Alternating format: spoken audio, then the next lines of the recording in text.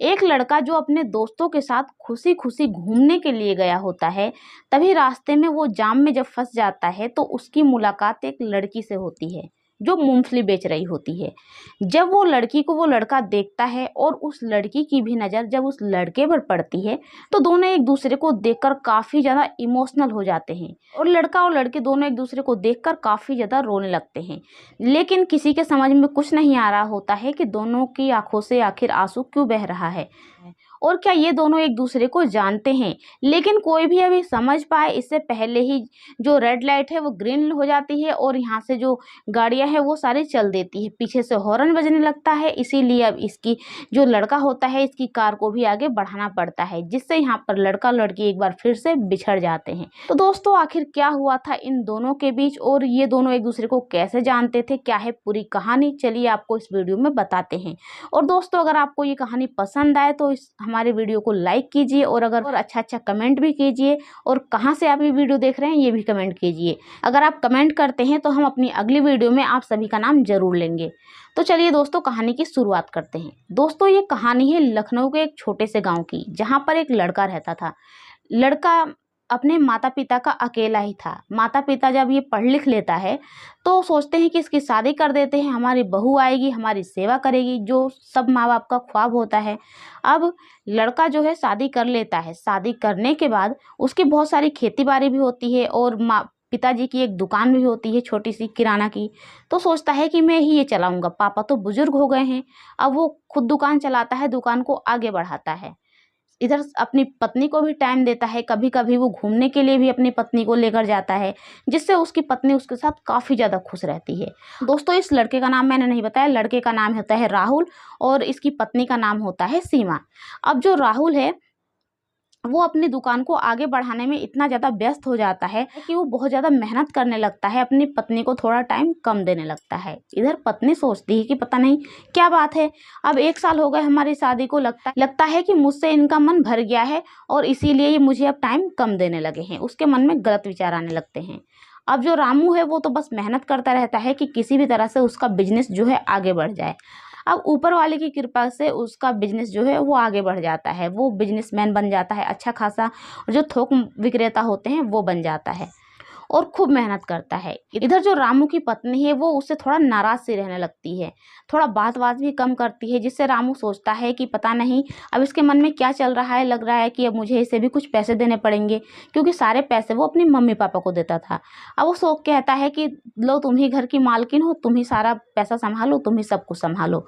इसीलिए वो अपनी पत्नी को ही सारी जिम्मेदारी सौंप देता है, जो घर की जिम्मेदारी होती है, पैसा वगैरह उसे ही संभालने के लिए देने लगता है, रखने के लिए। अब पत्नी काफ़ी ज़्यादा खुश हो जाती है, होगी भी क्यों नहीं, हर पत्नियां ही खुश हो जाती हैं, तो वो भी खुश हो जाती है। उसके बाद से अब जो सीमा है वो कभी कुछ खरीदा उसने, कभी कुछ खरीदा, कभी ये कभी हार खरीदा तो कभी ये गहने खरीदे, कभी वो गहने खरीदे, मतलब जो उसे मन बने वो अपना उड़ाती रहती है।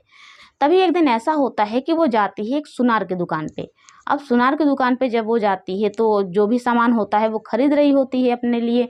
तो वहाँ पर एक लड़का आया होता है अपने मम्मी पापा के साथ, जिसका नाम होता है राजू। अब यहाँ पर जो राजू होता है वो इससे धीरे धीरे दोनों एक दूसरे से बात करने लगते हैं, जैसे सब नॉर्मली एक दूसरे से बात करते हैं। दुकान पे जाते हैं सुनार की दुकान पे तो थोड़ा देर तक बैठना पड़ता है, तो ऐसे बैठते हैं और बातें धीरे धीरे चलती रहती है। अब आप कहाँ से आए हो, ये है वो है, थोड़ा बातें करने लगते हैं दोनों। अब जो सीमा है वो भी बताती है कि मैं यहाँ पर रहती हूँ, और जो राजू होता है वो भी बताता है कि मैं यहाँ पर रहता हूँ। दोनों एक दूसरे से हंसी मजाक भी करने लगते हैं। दोनों का मतलब कि कॉम्बिनेशन यहाँ पर थोड़ा अच्छा लगता है दोनों को बातचीत करके।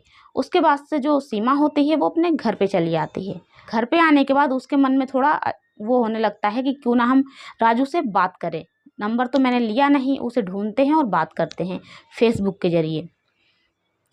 अब वो क्या करती है कि इधर रामू तो अपने काम में बिजी होता है, रोज़ सुबह का जाना शाम को आना और जो भी घर में घटे बढ़े उसे देना, उसके बाद से काम पे ज़्यादातर फोकस करना। अब जो इधर राजू की पत्नी है वो क्या करती है कि फेसबुक पर उसे ढूंढती है, लोकेशन ढूंढती है जहाँ पर उस लड़के ने अपना गांव बताया था, और उसे फिर मिल जाता है। अब वो फ्रेंड रिक्वेस्ट भेजती है, अब वो भी एक्सेप्ट कर लेता है। दोनों एक दूसरे से बातें करने लगते हैं। जब दोनों एक दूसरे से बातें करने लगते हैं, करते करते ऐसे ही 1 महीने 2 महीने 3 महीने बीत जाता है। अब रामू इधर सोचता है कि पहले जो है मेरी पत्नी मुझे फ़ोन करती थी, कब आ रहे हो, कब नहीं आ रहे हो, खाना भिजवाऊँ, नहीं भिजवाऊँ, आज क्या बनेगा, क्या नहीं बनेगा, जो भी होता था वो पूछती थी। दिन भर में 3-4 बार फ़ोन तो कर ही देती थी। लेकिन अब होता है जो मुझे फ़ोन करते ही नहीं हैं। मैं कब आता हूँ, कब जाता हूँ, कब क्या करता हूँ, कब खाऊँ, नहीं खाऊँ, उसे कुछ फ़र्क नहीं पड़ता है। आखिर ऐसी क्या बात है? चलो पता लगाते हैं।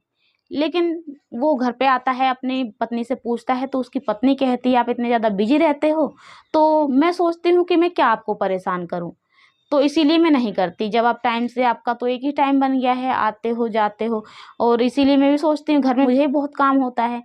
तो राजू भी सोचता है कि हाँ, सही बात है, अब इतने दिनों से एक ही काम है तो अब क्या बार-बार फ़ोन करके पूछेगी, शायद इसीलिए नहीं पूछती होगी, मोबाइल मिल गया है अपना देखती होगी। चलो कोई बात नहीं, वो मतलब उतना गौर नहीं करता है। वहीं दोस्तों इधर जो सीमा और राजू होते हैं, सीमा अपने घर की बातें कहने लगती है राजू से। वो कहती है कि आज मेरे घर में ऐसा हुआ, मेरे घर में वैसा हुआ, आज मेरे पति ने मुझे डाँटा, ये है, वो है, बढ़ा-चढ़ाकर अपने घर की शिकायतें करने लगती है। अब घर की बातें करने लगती है। वो आए दिन अपने पति से झगड़ा भी करने लगती है, क्योंकि अब उसे अपना पति तो पसंद नहीं आ रहा था, उसे तो मज़ा आ रहा था राजू से बात करने में, इसीलिए। धीरे-धीरे वैसे करके घर की बातें शुरू हो जाती है। राजू भी इधर क्या कहे, हाँ, ऐसा नहीं करना चाहिए, नहीं करना चाहिए, वो करता रहता है। धीरे-धीरे इन दोनों के बीच प्यार हो जाता है। अब दोस्तों जब इधर प्यार हो जाता है तो दोनों एक दिन प्लानिंग करते हैं कि क्यों ना हम घर से ही भाग जाएँ। दोनों प्लानिंग कर लेते हैं और घर से यहाँ से फरार हो जाते हैं। इधर जब रामू को पता चलता है इस बात का तो वो काफ़ी ज़्यादा दुखी होता है। उसके बाद से वो सीमा के माँ-बाप को खबर देता है। सीमा के माँ-बाप भी इस बात से अनजान थे। वो भी काफ़ी ज़्यादा शर्मिंदा होते हैं। घर पे आते हैं, अपनी बेटी को ढूँढवाते हैं, और जो रामू है वो भी ढूँढवाता है। उसका फ़ेसबुक प्रोफ़ाइल जो भी होता है वो चेक किया जाता है, क्योंकि वो भी चेक किया जाता है किसी भी तरह से, और पता लग जाता है, उन दोनों को बुलाया जाता है। जब वो घर पे आ जाते हैं तो जो रामू की पत्नी है वो अब साफ-साफ इनकार कर देती है कि मुझे तुम्हारे साथ नहीं रहना है। जिससे जो रामू है वो सोचता है कि चलो एक ना एक दिन तो बदलेगी ही। मैं इस बात को आगे लेकर चलता हूँ कोर्ट में, और इससे तलाक ले लेता हूँ। अगर तलाक की बात आएगी तो शायद ये मान जाए और मेरे साथ रहने के लिए तैयार हो जाए। वो तलाक देने के लिए कोर्ट में भी ले जाता है, लेकिन वहाँ पर भी जो सीमा है वो उसे तलाक देने के लिए राज़ी हो जाती है। कहती है मुझे अब इस इंसान से कोई मतलब नहीं है, ना मैं इसे जानती हूँ। साफ इनकार कर देती है और तलाक के पेपर पर साइन कर देती है, और जो राजू होता है उसके साथ चली जाती है।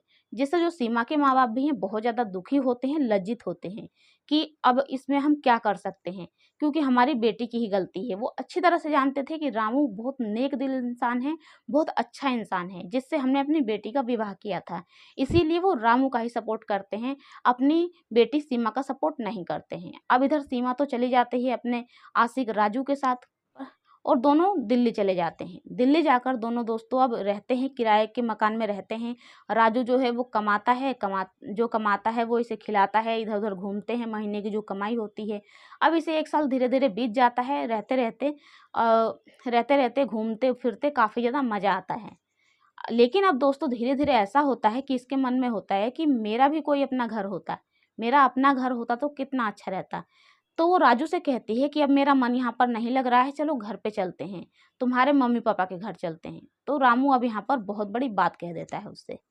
दोस्तों वो कहता है कि नहीं, मेरे मम्मी-पापा ने मुझे मना किया है कि तू हमारे घर पे आएगा तो हम तुझे घर में नहीं रहने देंगे, क्योंकि तूने दूसरे का घर उजाड़ा है और तू एक शादीशुदा औरत से तूने शादी की है, इसीलिए तू हमारे घर में नहीं आ सकता।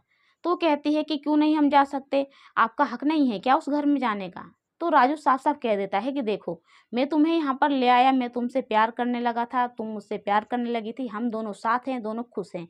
लेकिन मैं तुम्हारे लिए अपने माता-पिता से झगड़ा नहीं करूँगा, इतना तो ज़रूर है। ना ही वहाँ पर जाऊँगा, ना ही झगड़ा करूँगा, इस बात को तुम भूल जाओ। जिससे अब जो सीमा है उसे काफ़ी ज़्यादा बुरा लग जाता है। वो सोचती है कि नहीं, मैं तो अपने घर जाकर ही रहूँगी। वो काफ़ी ज़्यादा ज़िद्दी सी बन जाती है कि जाकर ही रहूँगी। वो आए दिन राजू से झगड़ा करने लगती है कि नहीं, मुझे लेकर चलो, लेकर चलो। लेकिन जो राजू है वो कह देता है कि मैं लेकर जाऊँगा ही नहीं, जो तुझे करना है कर ले। अब तुझे मेरे साथ रहना है कि घर जाना है, तू खुद डिसाइड कर ले। तो सीमा अब मन ही मन सोचती है क्या करूँ, क्या नहीं करूँ? लेकिन वो कुछ समझ नहीं पाती है, और अब उसके साथ रहने लगती है, लेकिन झगड़ा वो रोज़ करती है। अब जो राजू है वो काफ़ी ज़्यादा परेशान हो जाता है। वो एक दिन ऐसा होता है कि वो घर छोड़कर ही चला जाता है। अपने घर चला जाए या कहीं भी चला जाए, वो वहाँ से चला जाता है। चला जाता है तो वो सोचती है कि पता नहीं कहाँ चला गया। कुछ दिन इंतज़ार करती है, हफ्ते 10 दिन इंतज़ार करती है। उसके बाद से वो अब उसके घर पे जाती है, गाँव में एक बार फिर से जाती है जहाँ पर राजू का गाँव है। वो चली जाती है, सारी बात बताती है कि इस तरह से तुम्हारा बेटा मुझे छोड़कर भाग गया। माँ बाप भी इनकार कर देते हैं कि बेटी हम तुम्हारी ज़िम्मेदारी तो उठा नहीं सकते, अगर तुम रहना चाहती हो तो हमारे घर में रह सकती हो, कोने में एक पड़ी रहना। लेकिन हमें तुमसे कोई मतलब नहीं है, क्योंकि तुमने हमसे पूछकर विवाह नहीं किया था, ना ही हम तुम्हें गए थे दुल्हन बनाकर लाने के लिए, अपने बेटे की अपनी बहू बनाकर लाने के लिए। इसीलिए वो साफ-साफ उससे कह देते हैं। अब उसे काफ़ी ज़्यादा शर्मिंदगी महसूस होती है और वो सोचती है कि मुझे यहाँ रहने से अब तो अच्छा है कि मैं वहीं पर चली जाऊँ किराए के रूम पर ही, और वो चली जाती है। यहाँ पर भी राजू नहीं मिलता, जब वो वहाँ पर जाती है तो वहाँ पर भी उसे राजू नहीं मिलता। दोस्तों, जब सीमा लौटकर फिर से वापस दिल्ली आती है तो वो सोचती है कि अब मैं क्या करूँ? मेरा पति तो मुझे छोड़कर चला गया, अब मैं अपने पुराने पति के पास तो जा नहीं सकती। अब वो ना इधर की रहती है, ना उधर की। कहते हैं ना कि अपनी मर्ज़ी से करोगे तो ना घर के रहोगे, ना घाट के रहोगे। यही होता है सीमा के साथ।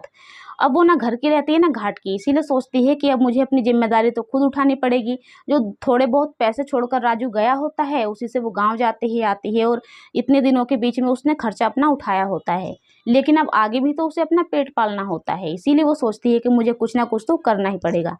अब वो सोचती है कि क्या करूँ, क्या नहीं करूँ, मेरे लायक क्या काम है यहाँ पर? तो सोचती है कि क्यों ना मूँगफली ही बेचा जाए।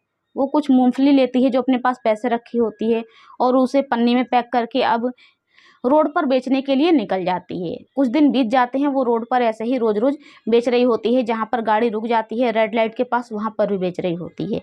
इधर जो उसका पति राजू होता है, उसने अभी शादी नहीं की होती है, क्योंकि अभी 1 डेढ़ साल ही बीते होते हैं, शादी नहीं की होती है।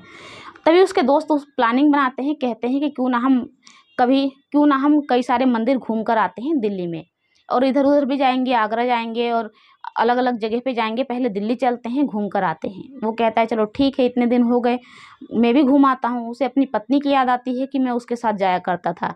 फिर वो कहता है अब सोचने से कोई फ़ायदा नहीं है, हम चलते हैं, घूमने चला जाता है। तो दोस्तों, अब यही होता है कि जो राजू होता है अपने दोस्तों के साथ घूमने के लिए गया होता है दिल्ली में, और जब वो कार से अपने दोस्तों के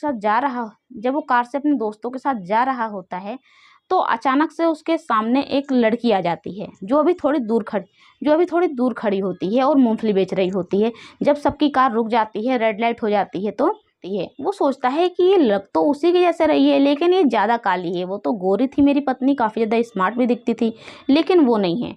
चलो छोड़ो, उसके बाद से वो इधर मुँह कर लेता है, लेकिन फिर उसके दिमाग में आता है, वो उसे देखने लगता है कि दिख तो उसी की तरह रही है।